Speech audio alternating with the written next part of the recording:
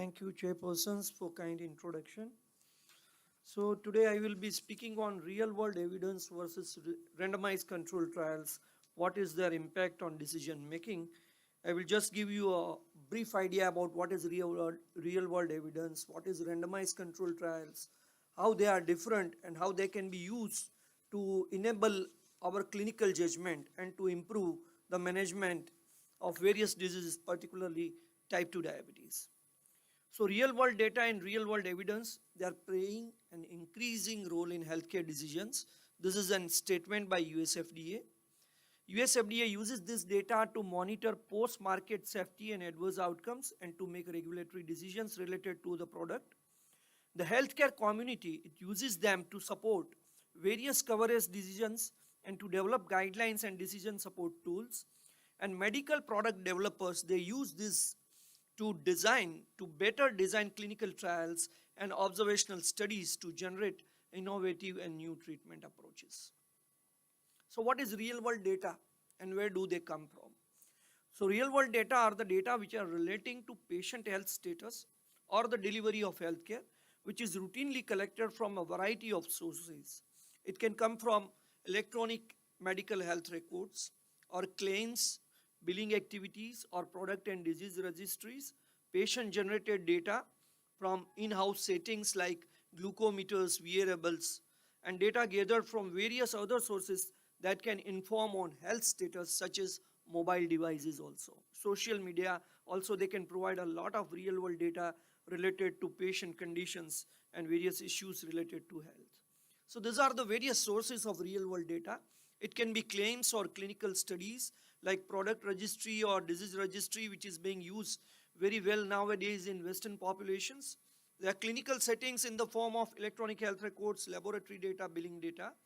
Pharmacy data can also be used, and patient powered are social media, patient communities, and data from various wearables.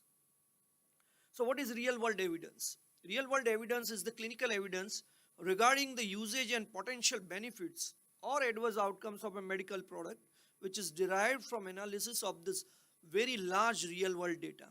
And it can be generated by various studies designs. Particularly most of these studies, they are observational studies, either retrospective or prospective, or there are some pragmatic clinical trials which are also a part of this real world evidence generation. Now let's come to randomized control trials. We all know the randomized control trials. They are the initial studies which are conducted to establish the safety and efficacy of an innovational product, whether it is a drug or what we say device. They undergo randomized control trials to prove their efficacy and safety, and based on these results only, they are being used for use in the clinical practice. They are designed to focus on internal validity. That is very important. That means if you repeat that trial in the same environment, the same results will come out, and this will be not a chance occurrence. This will be the results which are related to that product, be it a drug or a device. They are conducted on a very selective population, we all know, and they are conducted in a very controlled settings with rigid inclusion exclusion criteria. And most of the clinical treatment guidelines, they are formulated, or the products, they are approved based on the results, randomized control trial results of a given product or a device. The disadvantages, there are some disadvantages related to randomized control trials. There are many inclusion and exclusion criteria. So outcomes you cannot generalize to a garden variety of patient which you are seeing in your clinical practice. Patients with comorbidities, particularly CKD or cardiovascular disease, nowadays we have got CVOT trials. Otherwise, these are the peoples which are not being represented in randomized control trials. Special groups like elderly, very young adults, because most of the trials, they enroll people who are above 40 years of age. So young adults having type 2 diabetes, and sometimes women, they may be underrepresented in randomized control trials. And because of very small sample size and strict patient eligibility criteria and short-term follow-up of few weeks or a year or more, rare adverse events, it may not be very well taken in randomized control trials, may be missed many a times.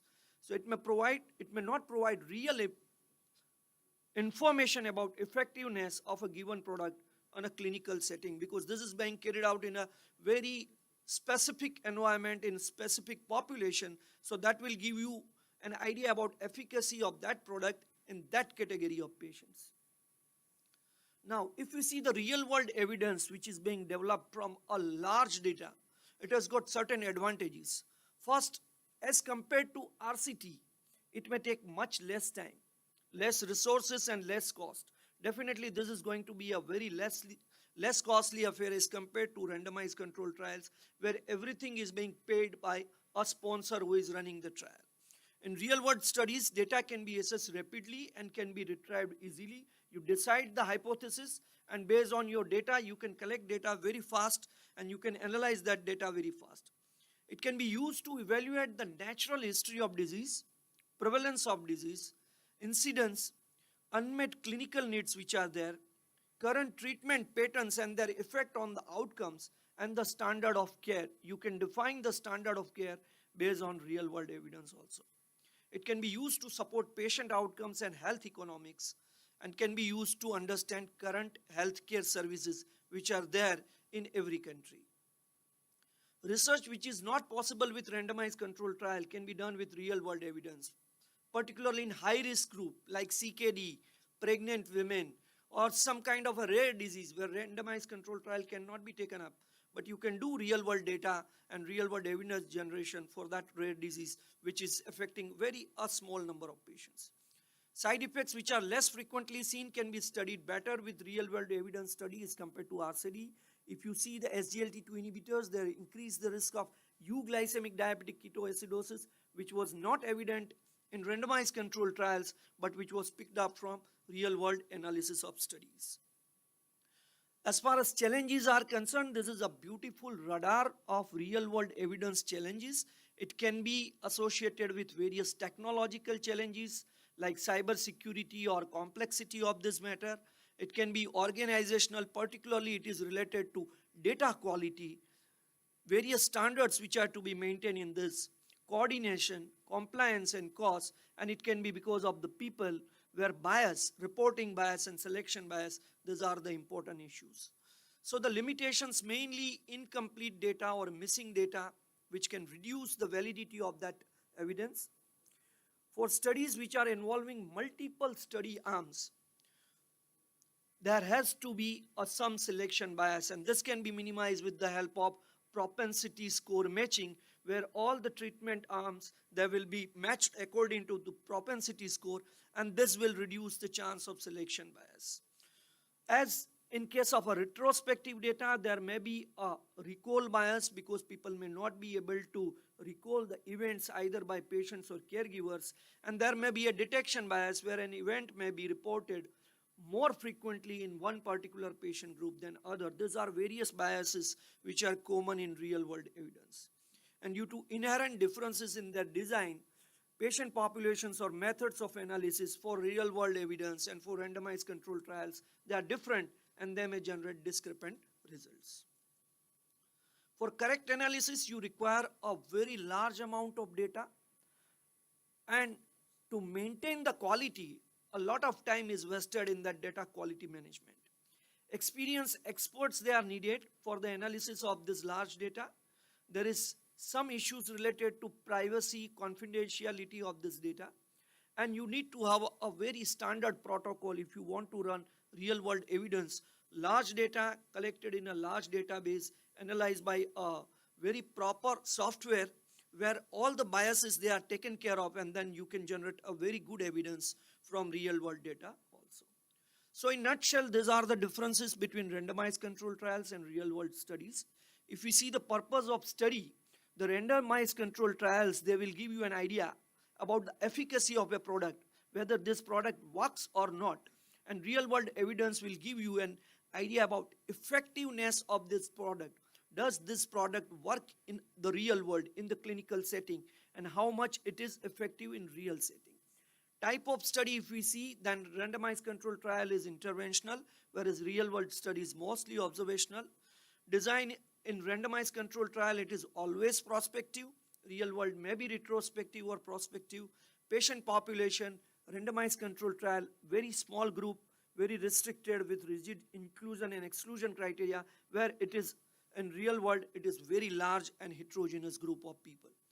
Eligibility criteria are very strict for randomized as compared to real world studies where it may be flexible.